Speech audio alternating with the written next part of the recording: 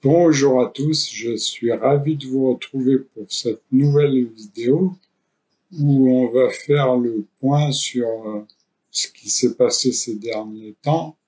Ce sera le suivi et c'est là numéro 12. Allez, c'est parti.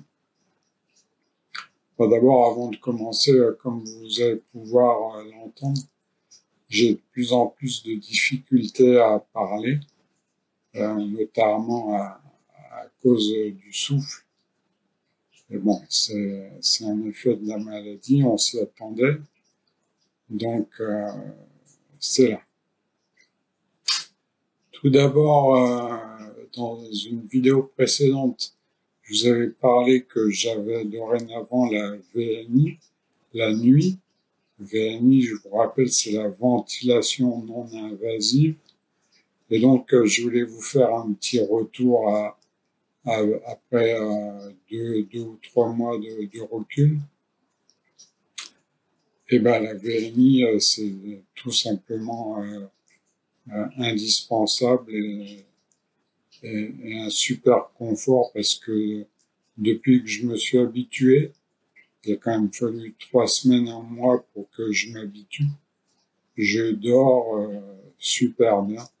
Je dors quasiment toute la nuit comme un bébé. Un autre avantage aussi, c'est que maintenant je dors sur le dos. D'abord parce que j'ai plus le choix à cause du masque de la VNI.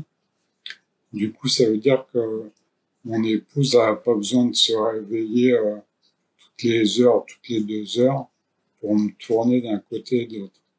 Maintenant, je passe toute la nuit sur le dos. Je respire normalement sans effort. Je dors. Donc, ça, c'est top.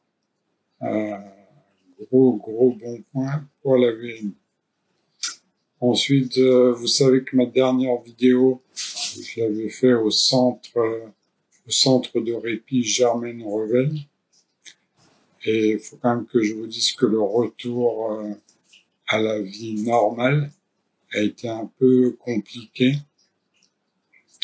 Je pense tout simplement parce que Germaine Revel, tout est fluide, tout coule. On est vraiment entouré de professionnels au top. Et le retour à la vie civile, ça a été compliqué, notamment quand tu te rends compte qu'autour du handicap et du soin en général, il y a quand même 2 sortes de personnes. Il y a ceux qui font ça vraiment dans le but d'aider l'autre. Je pense à tout le personnel de Germaine Revel, mais pas que. Et puis de l'autre côté, il y a tous ceux qui profitent du handicap pour s'en mettre plein les poches. Alors oui, hein, c'est notamment là, je vais vous parler de mon revendeur médical qui m'a vendu le fauteuil. Médical 69 pour pas le nommer. Il ferait bien d'avoir un peu plus d'humanité et d'empathie, ou sinon il faudrait qu'ils aillent vendre des brouettes ou des tracteurs et pas des fauteuils roulants. Donc on a eu un retour à la maison un peu compliqué à cause de ça. Tant qu'on a parlé de Germaine Revel, j'ai appris un truc assez cool là-bas. Si vous avez des problèmes comme moi pour vous moucher, à savoir, j'ai souvent le nez pris. Cet été, il faisait chaud et l'air était très peu humide.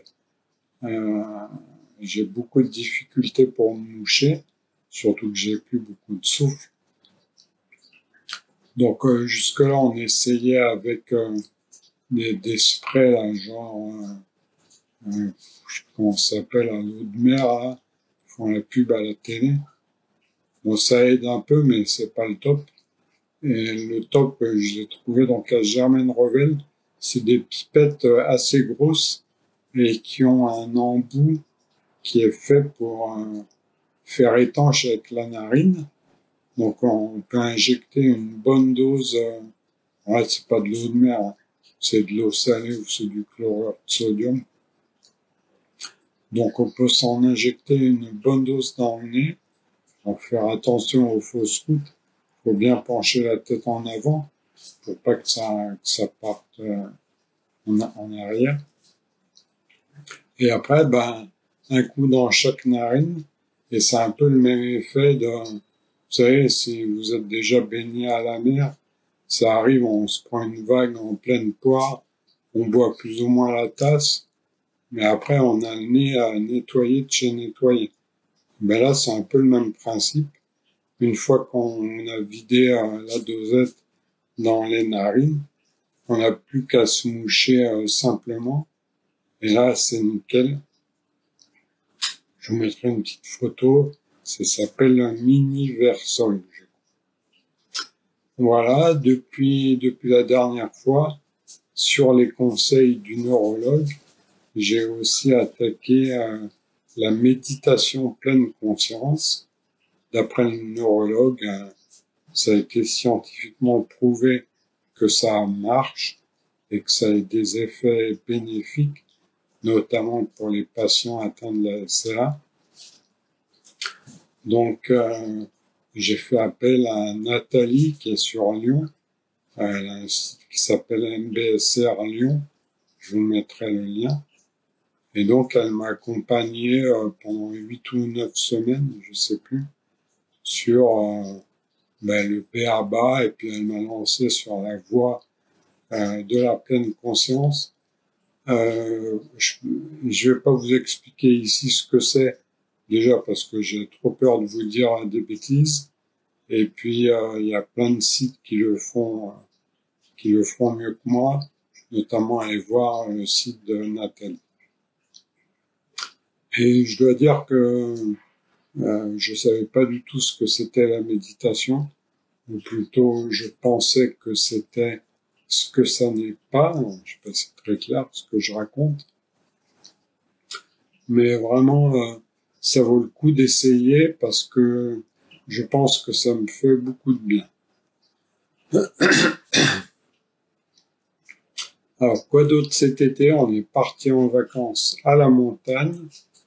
Pour ceux qui suivent un peu, on est retourné dans le même centre où on avait été cet hiver, où j'avais fait du ski fauteuil. Donc, c'est une association qui s'appelle ANAE. Donc, c'est bien sûr ouvert à toute forme de handicap, mais pas que, c'est aussi ouvert aux gens qui pensent qu'ils n'ont pas de handicap. Et qu'est-ce que j'ai fait de beau cet été à la montagne? Eh ben, j'ai testé le Simgo. Donc le Simgo, je vais vous mettre des petites photos, hein.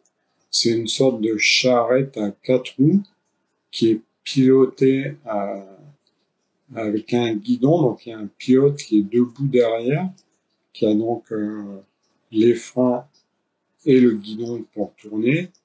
Et la personne en situation de handicap, ou pas d'ailleurs, est assis devant le pilote dans un fauteuil. Alors c'est pas motorisé, hein. Ça descend ça dévale même les pistes de ski. Et c'est incroyable parce que ça passe partout. Ça passe dans les murs des pistes rouges, dans les sous-bois, dans les grosses caillasses, les racines. C'est vraiment un super engin. Et vraiment, je remercie Anaé et Seb, mon pilote, pour m'avoir fait découvrir ce truc. C'est vraiment très sympa. En plus, ça rend pas du tout malade. Moi qui suis sensible au mal d'être au sport, là, c'était pas du tout le cas. Donc vraiment, le Simgo, j'ai adoré.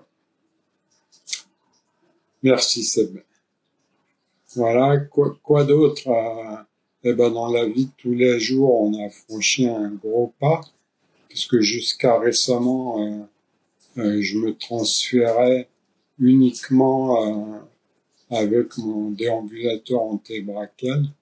mais là, ça devenait tout simplement impossible.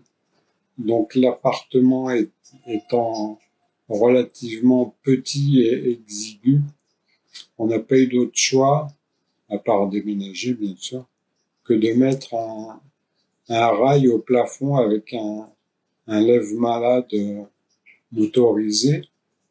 Donc on a un rail dans le salon, au-dessus du canapé, et un rail dans notre chambre, au-dessus du lit et à côté.